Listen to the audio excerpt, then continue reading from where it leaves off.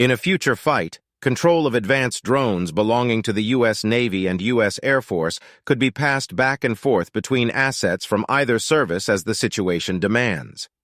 Uncrewed platforms are set to make up the majority of the Navy's future carrier air wings, with up to 60% of all aircraft on each flat top eventually being pilotless.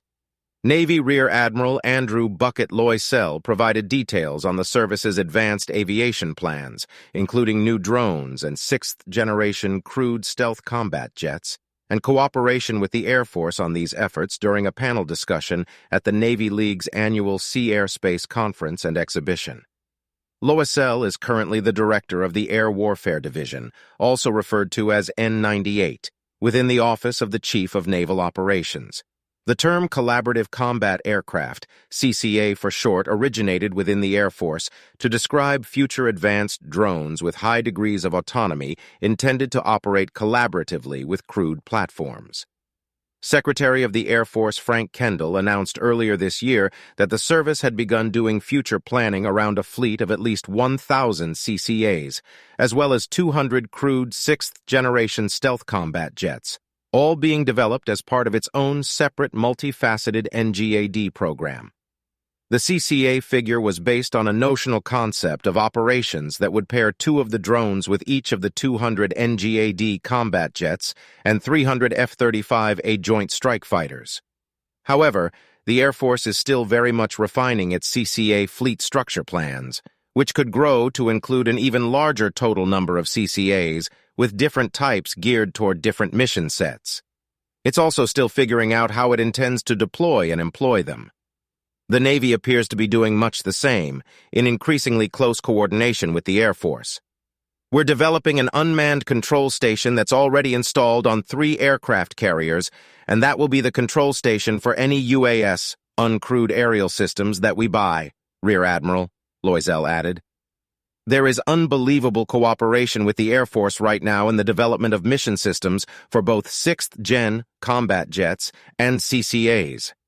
I'm very close to getting a signed agreement with the Air Force where we're going to have the ability for the Navy to control Air Force CCAs and the Air Force to control Navy CCAs.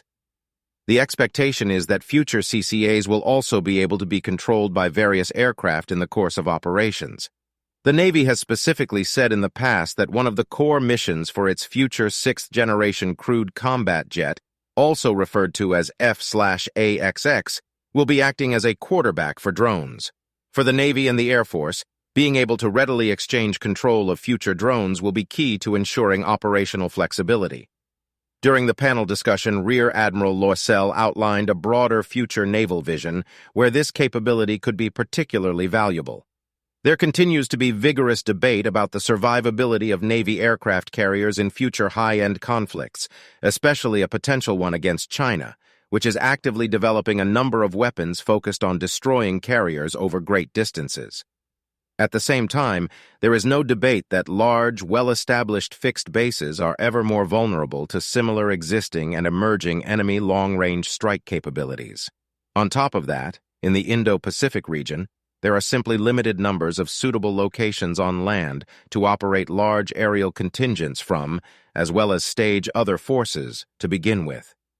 With all this in mind, carrier strike groups, as well as potentially other naval assets, being able to readily take control of Air Force drones during operations in certain circumstances and vice versa, could be extremely useful.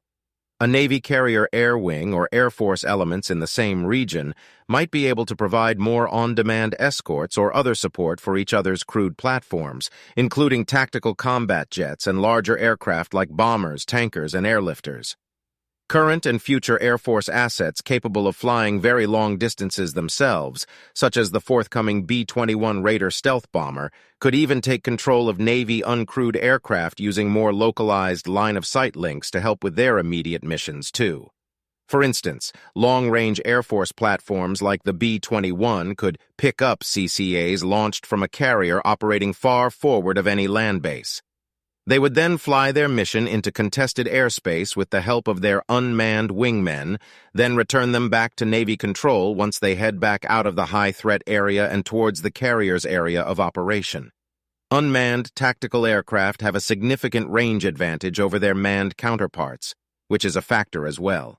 Beyond this, just being able to share fleets when in the air between the services opens up huge possibilities and operational synergies.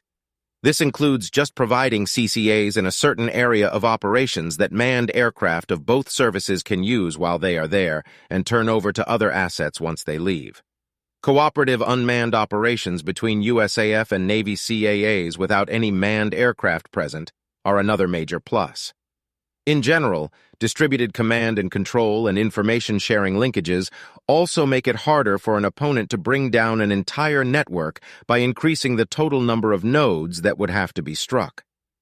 In this particular context, what this could mean is that any suitable Air Force or Navy control station, even ones on other aircraft, as well as on ships and at ground-based facilities, would be able to take over responsibility for drones operating in a specific area should another node go down for any reason.